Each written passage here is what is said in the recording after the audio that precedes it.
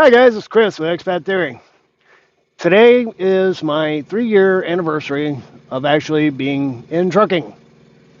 So I figured I'd do a video and commemorate the 3 years of truck driving. It has been a crazy ride.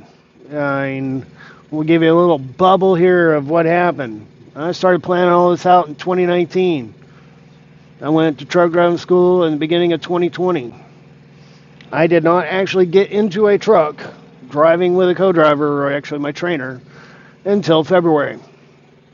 So February is my anniversary date. So I've been driving a truck for 3 years. I did, I don't know, a month and a half with that trainer.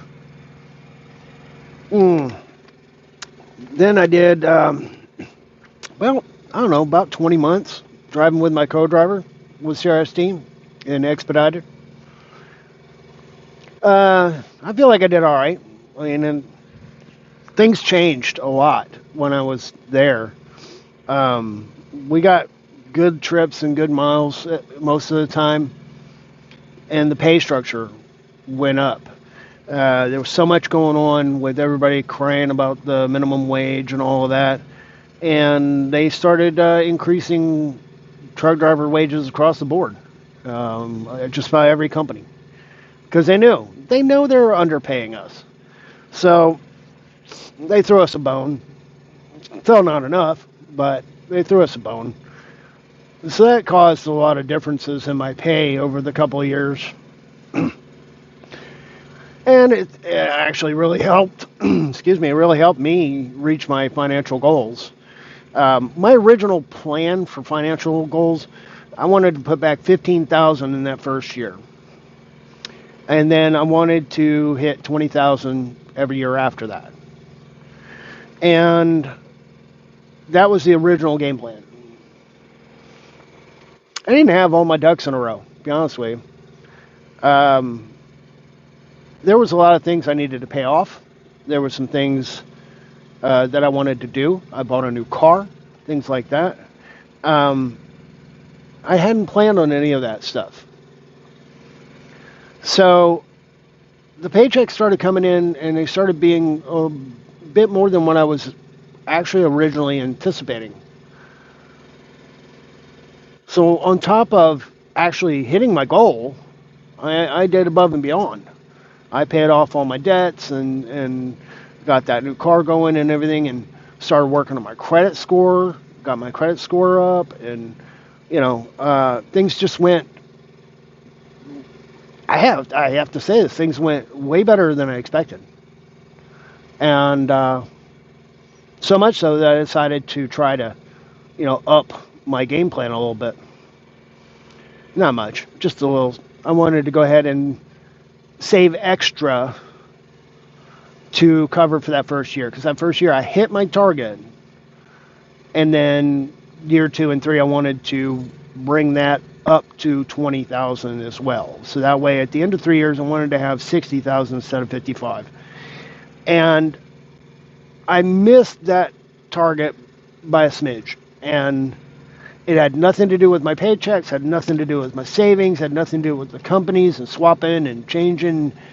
After my 20 months with the team driver, I went solo for the Target account for a while. Then ended up in Kentucky Regional, and then ended up here at GP. None of that actually negatively affected my financial plan. I was still making what I had anticipated. What got me and made me miss that target by just a smidge was my own mistakes. I got into stock market and investing, and I made the mistake of putting money into crypto. I thought I was going to make me a fortune. Hey, I'm still learning on this whole, I just got into this whole stock market shit back in, March? So I'm 11 months in. I am no expert, no master of how to deal with the stock market. I am playing. But I'm learning. I'm learning a lot. I've made some good trades, I'll tell you what. I got one really good investment out there that I'm really happy with. But as a whole, I missed that target basically by about $2,500. And I missed that goal because that's how much money I lost in crypto. But I'm making it back. I'm making it back. So I'm getting it back. It's just going to take a little time, and I'll get that back. I'll recover that loss because my stock market's actually doing pretty good. Um, so as a whole, I've hit my target. I almost hit my extended target, and I'm pretty sure this year I will get back on track for the extended goals. And after 3 years, I'm pretty close to that 60K. Next year, I should be talking about 80K. And my goal was 20 grand for 10 years, 200,000. I want more. I want more, and I think I can do more. I think I can narrow down some of my spending because this has been a whole new alien atmosphere and an alien environment for me. Just to kind of explain to you, I grew up not really having much money. My father did his best, and he did really good for raising 4 kids and everything, but we were never really rich. We never really had a lot of money. We never really had the really nice house and the nice cars, and we had what was important, but we didn't have all that extra. And I've never had that situation. That bled right into my adult life. I never really had a great job that paid a lot. I've never had, the great house and the new cars and the whole bit. I had a house one time, didn't last. I lost it. Went through a divorce and lost it. Didn't have that but a couple of months. I bought a Harley, didn't have that long. Couldn't afford it. So I ended up having to give that back. I just I've never really had money. So getting into trucking and taking care of all this extra stuff that I really hadn't planned on and paying off all my bills and straightening out my credit score and buying a new car and all this other stuff, I pay my bills and I got money left over. That's foreign to me. I'm used to trying to figure out how I'm going to get from today to the next paycheck, and survive. I don't have to worry about that. And I've never had that experience before. So it does tend to lead for me to not be as laser focused on saving as I should, because I'm getting used to the idea of, there's money in my bank account and I'm not spending it. And I don't have a bill sitting there waiting for me to be able to pay it. It's an alien environment that I'm navigating my way through. So I know I can do better. I know I can focus a little more and save a little more. I know I can work hard and make more. Got to get this company rolling and paying me good paychecks every week. And I think that's coming. Right now it's but I know I can do better. And I think I'm going to do better. And I'm kind of looking forward to I can really put my nose to the grindstone for 2023. I don't think I'm going to plan an exploratory trip this year. I know I've talked about it originally. I've talked about it maybe doing it in my first couple of years, but I really want to get the money straightened out a little bit more. I want that. This year's kind of started out a little rocky, so I want to make up for that. I want to get caught up. I want to get that 2,500 back. I want to get more into the overall portfolio. Once I do that, I'm thinking maybe 2024 is going to be the year I do my first exploratory trip. So I got to get my passport. I got to get that straightened out. Got to get my passport. Got to get the money set aside to do that trip. which shouldn't be a problem. It's just a matter of separating my savings and put the money in to do the trip. And I'm thinking a two-prong approach here. I'm still thinking Phnom Penh. I will admit the idea and possibility of dating and relationships has always been kind of like back burner for me.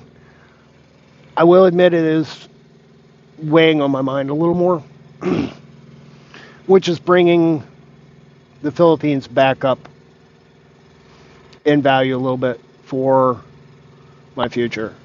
Um, Not only do I know more about the Philippine culture, I really like it. I really like the people, and I do know that dating and relationships is more prevalent and more, I don't know, better opportunity in the Philippines than a lot of the other Asian countries. So Phnom Penh leads the way for location. Location, location, location. Man, it is in the perfect spot. Go left, you're in Thailand. Go right, you're in Vietnam. Go south, you're in Kuala Lumpur. A little southeast, you're Singapore. You know, it's you got so many places to go in that area. You know, um, and the cost of living is a little bit more in Cambodia, but not that much. And the quality of the infrastructure is much better. That's one of the things that really hurts the Philippines is the infrastructure's a bit weak. Um, I mean, it's not unlivable or anything, but it's just not as good. You're going to have brownouts. You're going to have, old school, different way of living than we do. You're going to take a book and go sit in line and wait for hours to get stuff done. Stuff that you would normally just pick up your phone and punch a couple buttons and it's done. Can't do that there. So there's ups and downs, trade-offs, but Cebu is back in the picture. Phnom Penh's in the picture, and Ecuador's still in the picture. Both Cuenca and Manta both are definitely in the picture. I mean, they're really solid options. Um, I love the beach scenery from around Manta. Oh my gosh, it's a pretty place. So, and the cost of living's slightly more, but definitely doable, and quality of life really good. Um, so that's still kind of where I'm looking. My plan for that really hasn't changed much, but I'm thinking when I do my exploratory trip, I want to split it. I want to spend a few days over in Phnom Penh, and then maybe a couple days in Cebu. So I'm probably going to take my full 2 weeks vacation, maybe even a little more, a couple of days. I don't know. Depends on how much my travel, because I know I got to fly over and go to one place and then fly to the other place, and you know. So it's going to be at least 2 weeks that I have to take off and go do this, and that's going to cost me 2 weeks paycheck plus my expenses of what I'm paying to go, and I have to account for that money in my financial plan. So that's kind of what I'm looking at. I wanted to give you guys an update. 3 years of trucking. I'm doing good, doing better than I ever thought. I'm better than I've ever done in my life before. This is a whole new world for me. You know, um, I'm enjoying it. I love the trucking part of it. There's some issues, with trucking that suck, but I like being out here on the road. I love the money. And it's really leading me to a good place when I get there. 3 years into my 10-year plan, 7 years left to go. Still got a few things to do. Got to get my passport straightened out and get that going. And then, that's kind of where I'm at. Money's doing good. Trucking life is doing good.